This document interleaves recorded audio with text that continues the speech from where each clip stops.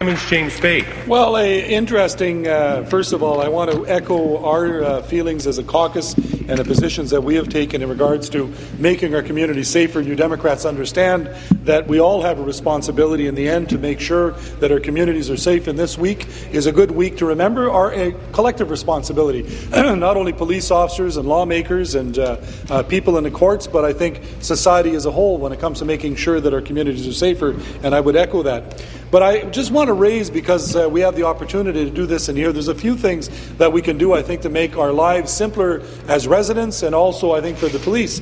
We met last week, as probably members of the government did, with people from the Real Estate Association.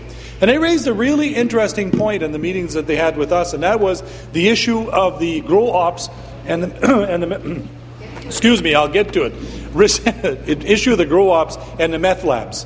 And one of the things that they were arguing, and I think it makes a lot of sense, is that one of the things that we can do in order to facilitate making sure that we deal with this so that it's transparent and people know what's going on and they can be well informed, is to make a very simple change to legislation that would say we would register those homes that have been used for grow ops or meth labs on title at the Land Registry office.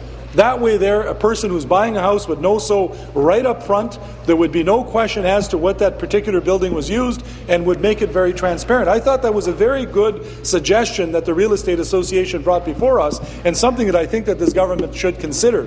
So, well, I was going to make the point, and for years now the Real Estate Association has been coming before us asking for this particular change, and for whatever reason the government has decided not to do that. So if this is Crime Prevention Week, we certainly have a way that we can, if we decided as legislators, if the government decided to utilize its majority, to put forward an amendment to the acts in order to make sure that we do what we're being asked to do by the Real Estate Association, and that is to register on title those homes that have been used and those properties that were used for either meth labs or grow ops. It would be a good tool for residents and good tool for citizens and the police.